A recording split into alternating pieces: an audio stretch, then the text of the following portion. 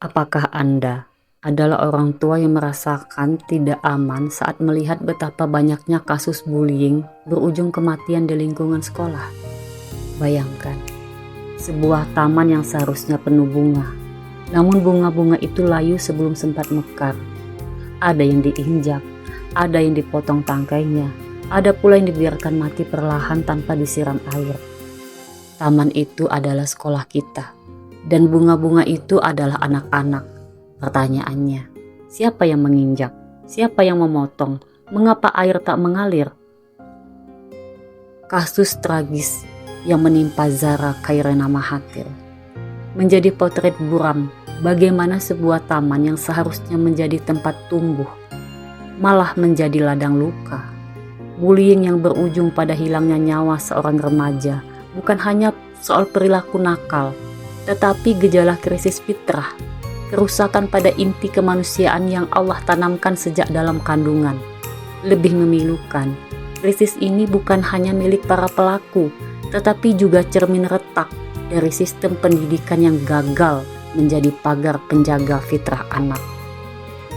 Fitrah adalah modal kecerdasan bawaan setiap manusia. Fitrah memiliki karakter berkecenderungan pada kebaikan, keadilan, berkasih sayang, dan berkebenaran. Namun, fitrah ini dapat tertutup oleh salah asuh, frustasi, stres, trauma, dan lingkungan yang rusak. Bullying yang dilakukan oleh sekelompok anak adalah tanda bahwa debu itu sudah tebal. Mereka tidak terdidik fitrah sepenuhnya bergantung pada Allah. Fitrah berinteraksi, berkomunikasi, dan fitrah berkasih sayang. Ketiga pilar ini penting dalam berhubungan dengan sesama manusia. Mari kita lihat krisis fitrah yang mungkin terjadi pada pelaku bullying ini. Pertama, fitrah berkasih sayang yang tidak tumbuh. Seorang anak yang sejak kecil sering mendapat kasih sayang yang tulus biasanya sulit menyakiti orang lain. Sebaliknya, anak yang tumbuh dalam kekerasan verbal atau fisik akan menganggap menyakiti adalah hal wajar. Pelaku bullying kemungkinan telah kehilangan rasa iba karena mereka sendiri mungkin jarang mendapat sentuhan lembut dari rumahnya atau malah sering menjadi korban kekerasan fisik dan batin. Berikutnya kita lihat, bisa jadi fitrah berkebenaran yang tidak jelas. Fitrah berkebenaran mendorong manusia membela yang benar dan menolak yang zolim. Tetapi dalam kasus bullying, pelaku justru merasa kuat saat berbuat salah. Ini menandakan bahwa kemanusiaannya telah rusak. Mereka gagal membedakan mana yang terhormat dan mana yang memalukan. Bahkan ada pelaku yang merasa aksi keji itu adalah hiburan atau bentuk eksistensi diri di hadapan teman. Lalu fitrah berinteraksi berkomunikasinya yang tidak terdidik. Manusia diciptakan untuk saling mengenal dan menguatkan. Namun, para pelaku bullying memutarbalikkan fungsi interaksi menjadi ajang dominasi. Mereka membangun status sosial di kelompoknya dengan cara menjatuhkan orang lain. Komunikasi berubah menjadi intimidasi, candaan menjadi senjata, dan tawa menjadi pisau yang menusuk. Keempat, fitrah berharga yang telah hilang arah. Setiap anak ingin diakui dan dihargai. Sayangnya, dalam lingkungan yang salah, pengakuan itu diperoleh melalui kekuatan fisik atau mental untuk menindas yang lemah. Para pelaku merasa lebih dihargai ketika ditakuti, bukan ketika mereka bermanfaat. Inilah krisis fitrah yang berbahaya. Mereka mencari nilai diri dari perilaku merusak. Krisis fitrah jarang berdiri sendiri. Ia tumbuh dari tanah yang buruk, yaitu keluarga yang abai, lingkungan yang keras, dan sekolah yang tidak peka.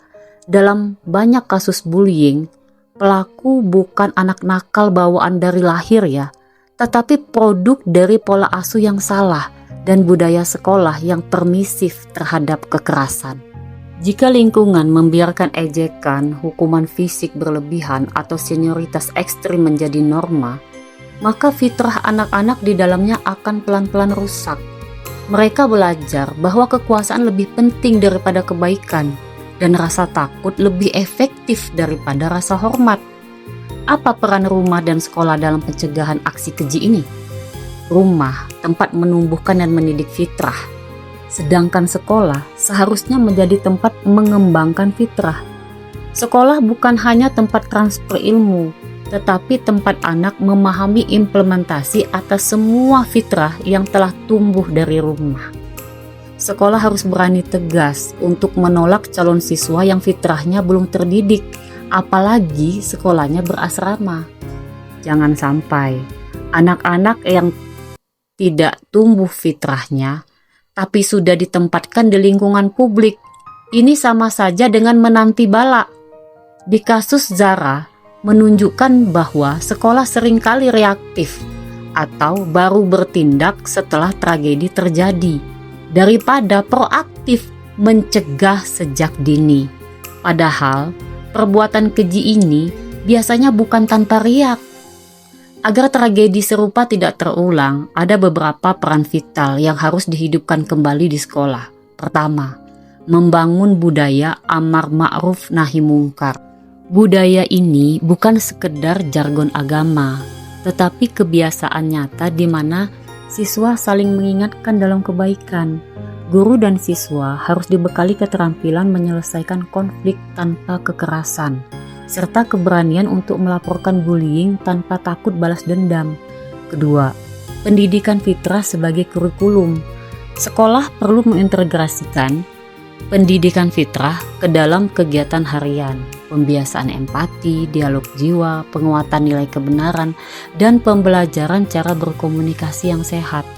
Ini bisa melalui mentoring, kajian akhlak, atau simulasi peran yang mengajarkan cara membela teman yang tertindas. Ketiga, sistem pengawasan yang aktif. Kamera CCTV bukan solusi utama. Yang lebih penting adalah kehadiran guru dan pembina di titik-titik rawan seperti asrama, kantin, lapangan, dan lorong sekolah. Pengawasan aktif bukan hanya untuk menangkap pelaku, tetapi mencegah munculnya peluang melakukan kekerasan. Keempat, sistem pelaporan rahasia dan aman. Banyak korban bullying diam karena takut.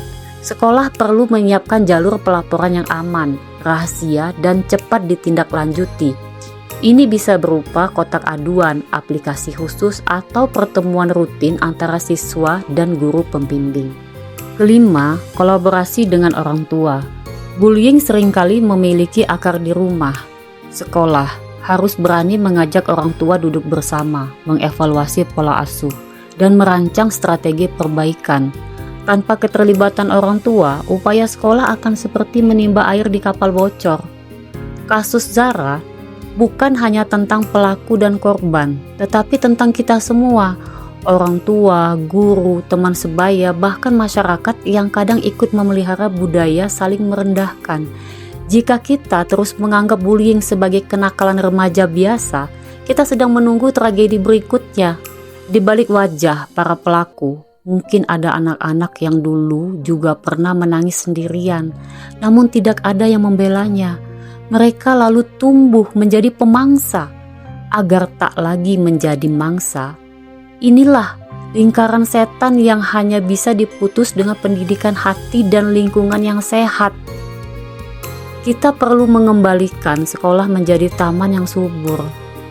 Taman di mana setiap bunga tumbuh tanpa rasa takut diinjak, di mana air kasih sayang mengalir dari guru ke murid, dan dari murid ke murid, dan dari keluarga ke sekolah. Kita tak bisa menghidupkan kembali Zara, tetapi kita bisa menjaga agar tidak ada bunga lain yang layu sebelum mekar. Dan itu dimulai dari keberanian kita untuk mengakui krisis fitrah sedang nyata di depan mata, dan kita semua bertanggung jawab memperbaikinya.